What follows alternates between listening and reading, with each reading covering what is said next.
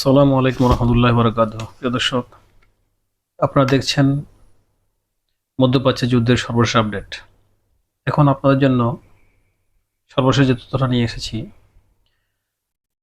এটা হলো, Donald Trump already G7 শীর্ষ সম্মেলনে যোগ দিয়েছেন কানাডাতে। সেখান থেকে দ্রুত তাদের নিজ দেশে ফিরে গেছেন এবং সিচুয়েশন কক্ষ নামে একটা কক্ষ আছে, সেটা হোয়াইট হাউসের নিম্ন তলায়। সেখানে উপস্থিত হয়ে তিনি ইরানের বিরুদ্ধে সরাসরি যুদ্ধে অংশ নেয়ার একটা প্রস্তাবে স্বাক্ষর করেছেন এবং সেখান থেকেই তেহরানের জনগণকে তেহরান খালি করে চলে যাওয়ার জন্য নির্দেশ দিয়েছেন। পাল্টা জবাবে ইরানও ইসরায়েল ছেড়ে যাওয়ার নির্দেশ দিয়েছে ইসরায়েলের সাধারণ জনগণকে।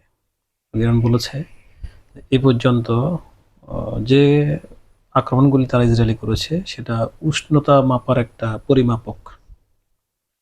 এবারের আক্রমণ ইসরায়েল সারা জীবন মনে রাখবে। ইরান এবার যে আক্রমণটা করবে সেটা স্মরণকালের ইতিহাসের সবচাইতে স্মরণীয় আক্রমণ হতে যাচ্ছে। তো আমরা প্রথমে ডোনাল্ড ট্রাম্পের যে কথাটা সেটা আমরা আলোচনায় নিয়ে আসি।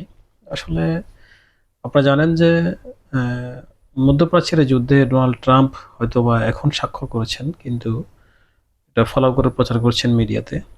কিন্তু আমেরিকা বহু আগে থেকে এই যুদ্ধের সাথে সরাসরি জড়িত, যদিও প্রকাশ্যে বলছে যে আমরা জড়িত নই, আমরা জড়িত নই, কিন্তু যুদ্ধে যাবতীয় আঞ্জাম সরঞ্জাম, যাবতীয় সিদ্ধান্ত সেটা আমেরিকার সাথেই সিদ্ধান্ত ফাইনাল করে তাদের গ্রিন সিগন্যাল নিয়েই, অলরেডি তাদের সরাসরি সহযোগিতা নিয়েই আমেরিকা ইসরায়েল যুদ্ধ করছে। ইসরায়েলের হাতে যে অস্ত্রগুলি আছে সব আমেরিকান, তাদের বিমানগুলি আমেরিকান, যাবতীয় টেকনোলজি সব আমেরিকান, ক্ষেপণাস্ত্র যেগুলো সেগুলো আমেরিকান, প্রতিরক্ষা ব্যবস্থাতে যেগুলো তারা ব্যবহার করছে থার্ড থেকে শুরু করে যাবতীয় সবকিছু সবগুলি আমেরিকান। তো আমেরিকান নাই কোথায়? এখন হয়তোবা সরাসরি আমেরিকান সেনাবাহিনী যুদ্ধ করবে, এই জন্য রাষ্ট্রের একটা প্রেসিডেন্টের একটা ডিক্রিতে স্বাক্ষর করতে হয় ভিন্ন দেশের যুদ্ধ করার ক্ষেত্রে। এটা আমেরিকার আগে থেকেই ছিল। এটা একটা, আমি মনে করি আমরা যারা বিশেষ করে আমার মন্তব্য নয়, যারা বিশ্লেষক তারা মনে করে যে এটা একটা আইওয়াস আমেরিকার জন্য।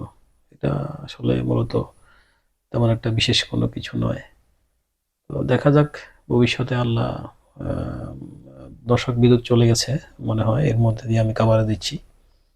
গানটা আসলে আপনারা পুনরায় দেখতে পাবেন ইনশাল্লাহ।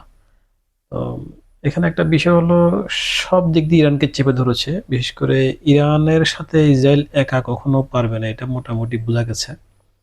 কিন্তু এবং যুদ্ধের যে ক্ষয়ক্ষতি, যে খরচ, সেখানেও ইরানের খরচটা অনেক কম, কারণ ইরান নিজেই প্রোডাকশন করে নিজেদের অস্ত্র, আর ইসরায়েলকে কিনতে হয়।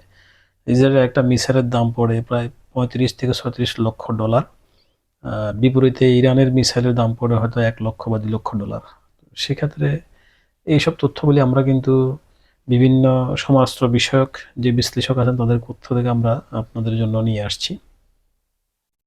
এখন দেখার বিষয় যে ইরান যদি ধৈর্য ধরে জাস্ট ঠান্ডা মাথায় এসব হুমকি দামকি, এসব মিডিয়া কাভারেজগুলি বা এসব টেকনোলজিগুলোর দিকে, মিডিয়া টেকনোলজি বলবো আমি, মিডিয়া টেকনোলজিগুলোর দিকে নজর না দিয়ে তারা যদি একটু ঠান্ডা মাথায় তাদের রাষ্ট্রটাকে অভ্যন্তরীণভাবে নিয়ন্ত্রণ করতে পারে, যে অভ্যন্তরীণ কোন দল এবং তাদের ভেতরে যে মোসাদের যে বাহিনীগুলি আছে তাদেরকে যদি তারা ধরে ফেলতে পারে এবং সে তাদের অকার্যকর করে দিতে পারে, তাহলে ইরান যুদ্ধটা অনেক দীর্ঘায়িত করতে পারবে। এবং দীর্ঘায়িত করলেই কিন্তু আমেরিকারও লস এবং ইসরায়েলেরও অবস্থা খারাপ হবে, কারণ দু দেশেরই কিন্তু অর্থনৈতিক অবস্থা তেমন একটা মানে প্ল্যান্টিবল পর্যায়ে নাই। আমেরিকা এর আগেও বিভিন্ন দেশে যুদ্ধ চালিয়ে তাদের অর্থনৈতিক অবস্থা খুবই নাজুক, এবং ইসরায়েলও মনে হয় না যে তারা বিগত প্রায় 1.5 বছরের মতো বা 2 বছরের মতো যে হামাসের সাথে যারা যুদ্ধ করছে সেখানেও বিলিয়ন বিলিয়ন ডলার তাদের ক্ষতি হয়েছে। তো এক্ষেত্রে ইসরায়েল এবং আমেরিকা কেউ চাইবে না যুদ্ধটা দীর্ঘায়িত হোক।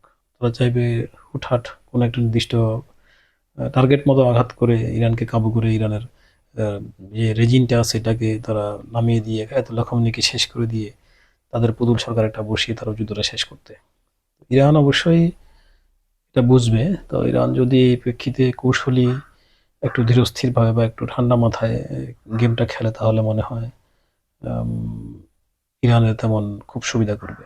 তো দুদেশেরই যথেষ্ট ক্ষতি হয়েছে। আপনারা জানেন যে ইরানের তেহরানের পাশে যে তেল ক্ষেত্রটা সেখানে বোম্বিং করে আগুন ধরিয়ে দিয়েছে। আগুন নেভানোর কোনো নেই, কোনো ব্যবস্থাপনা নেই আসলে। আগুন নেভানো যাবে কিনা তাও কোনো শিওর না। পাশাপাশি তার উত্তর হিসাবে ইরানও হাইফাতে যে ইসরায়েলের তেল ক্ষেত্র আছে এবং যে তারা যে বাণিজ্যিক ক্ষেত্র সেটাকে উড়িয়ে দিয়েছে। তো চলছে দুই পক্ষ থেকেই হামলাটা চলছে। তো দেখা যাক দর্শক নেক্সট কি আসে। আমরা হয়তো ঘন্টা ২ পরে আবার আপনাদের জন্য আপডেট তথ্য নিয়ে আসবো। সে পর্যন্ত আপনারা আমাদের সাথে থাকুন, চ্যানেলকে সাবস্ক্রাইব করুন। আসসালামু আলাইকুম ওয়া রাহমাতুল্লাহি ওয়া বারাকাতুহু।